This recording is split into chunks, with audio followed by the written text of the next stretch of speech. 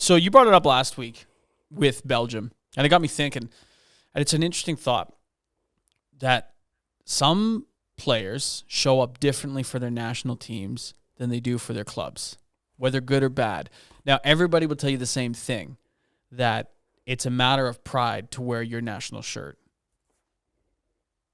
And it gives you that extra motivation. But does it? And there's some jerseys that garner a little bit more pride, that mean a little bit more when you're wearing it. So and England's a good example, but you brought up Belgium and Eden Hazard and that golden generation, which has firmly closed shut. We definitely can call it on Belgium. That level of history isn't there. You know what I'm saying? Wearing the Belgian jersey is not the same as wearing the yellow of Brazil, the gold of Brazil, the Azzurri blue, the Le Bleu, right? Even the three lines to some extent. It's not the same as wearing Germany, although 3 of those should go to West Germany. So they should have them all taken away because technically that was a different country. But we'll gloss past that. Yeah, we'll leave it. I think you brought up a really interesting point, and I cannot believe these words are coming out of my mouth right now. 2020 Euros, personally,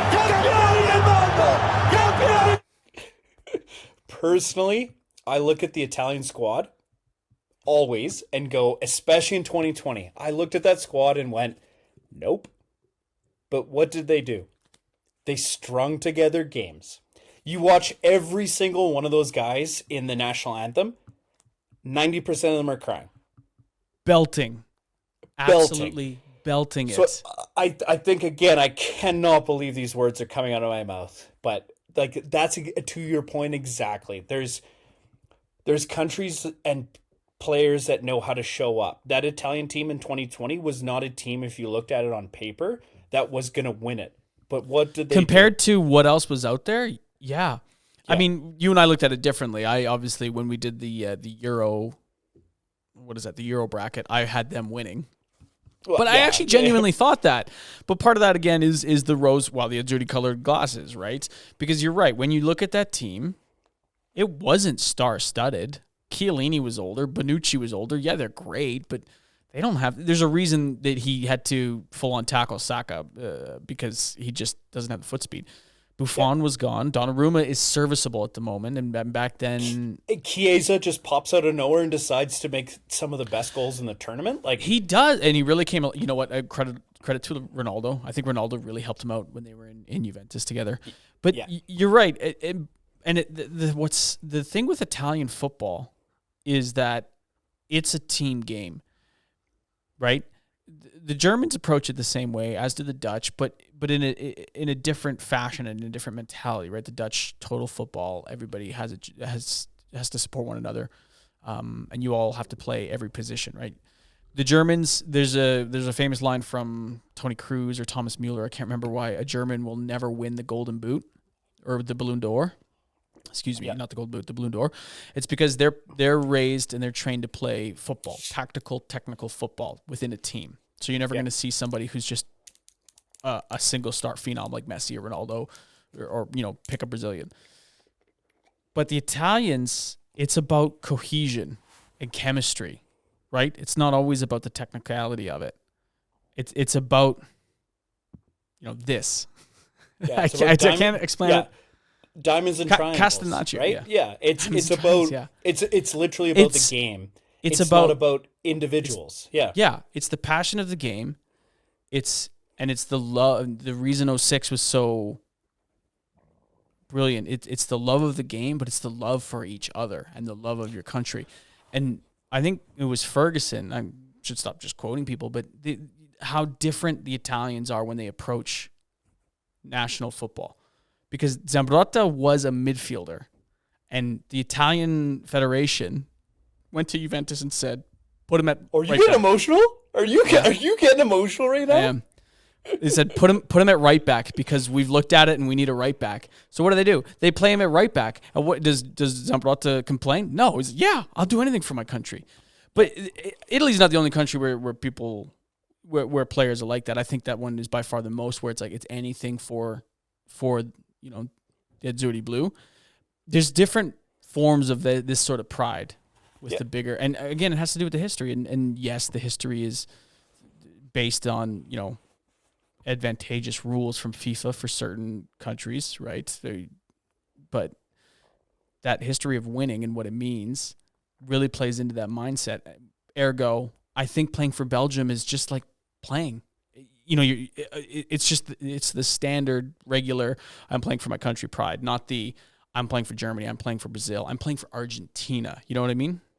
When I think, too, just along the same lines that we can talk about, because we're both just a couple of Canadians here, I think it was a really good example, too. Canada hadn't made a World Cup in 36 years. And then all of a sudden, we make the World Cup as the top seed, and then all the Canadian players go, we're not getting paid enough. It's like, relax. Do something first. Is this for country or is this for dollars? You're playing in Canada, you're not doing it for dollars. You're right. You have clubs that pay you, and because you're a Canadian national. If your name isn't Alphonso Davies or Jonathan David, you're probably not getting paid that much. Yeah, but there's other. Who's the Eustáquio there playing for Porto? You're not getting paid dick there, right? Yeah, and you're living in Portugal. Yeah. Well, I gotta say something here, Mike. You brought up 06. No, save it. So now things are spinning in my head. Congratulations on your World Cup. My next question is, so Italy's just got this heritage of great soccer. Awful. I know. It's been shit. Yeah, no. What happened with North Macedonia? I'll tell you what happened. You doing this on tell me what purpose? happened. I'll tell you what happened. I'll tell you what happened. FIFA screwed us. They screwed us. They're like, is it Ronaldo's last World Cup? Okay, we'll give him North Macedonia. Because otherwise they have to play Italy in the final. And who do you think's coming through on that one? Portugal or Italy? Italy's for sure wiping the floor with Portugal in that year. Hey, There's no way. I watched Chiellini horse collar tackle a guy in the final when he was straight out on net, so I'm really not believing this right now. Yeah, but who won? Who won? Yeah, and we're talking about FIFA rules, so... Yeah. North Macedonia, the powerhouse that they are. Yeah, they really are. They beat Germany, so... Well... Yeah. A terrible Germany and a terrible Italy. But no, seriously, so... I mean, think about it. There's everybody, when you watch these international tournaments, oftentimes the best games are the ones that have one of the big teams in it, because I feel like those players hit a different level. Even if they're not as highly skilled or the best players in the world at that moment, ergo Italy 2020, right? Like you said, they weren't the best in the world, but those were fun games to watch. You watch Belgium and, I don't know, pick another country that they would have played against. Liechtenstein. Or was that a terrible example? Right, not a lot going on there. There's got to be a reason why some of these players just can't perform internationally, whether it has to do with, it's not the players they're used to playing with, but that really shouldn't matter. I mean, you do train with them, and why England fails to show up? I mean, other than 66, what have you really got? I want to touch on that England piece. I want to just toss in one thing, though. We were talking about showing up for the shirt, and I'm going to unfortunately use the example again in North Macedonia. The entirety of your life, if you're in North Macedonia, you're watching soccer. You finally make it to a team, you get called up to the national team. Imagine that. You get one shot to potentially one opportunity. One opportunity. And somewhere, mom's spaghetti's on the floor. Would you take that opportunity, though? You're from nowhere. You're a nobody. You're going to run your heart out. You're going to do everything. So I chirp, but at the same time, like, those guys were just going all for it. No, you're right. I think it's very cool. You're right. There's the two sides of it, and there's a certain point where guts and determination and pride can only get you so far, because skill does come into play at the end of the day. It really does. But You're not going to win without a little bit of heart, right? And I think that's why a lot of Americans maybe don't understand. They look at, it could be that it's a qualifying game for the Euros, and we'll keep using North Macedonia. Little North Macedonia takes out powerhouse Germany or Italy or whatever, and guys are crying, and they're like, well, why are they so emotional? Because that's how much it means. You showed up for your shirt and you did something, and you did seize that opportunity.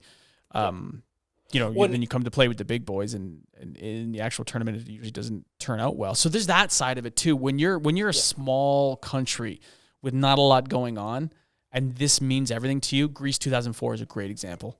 It's an amazing example of just bringing that country together and wearing the shirt with pride. That is the other aspect. So instead of doing taking it from the historical perspective of what it means, it's what it means to my country right now to do well here.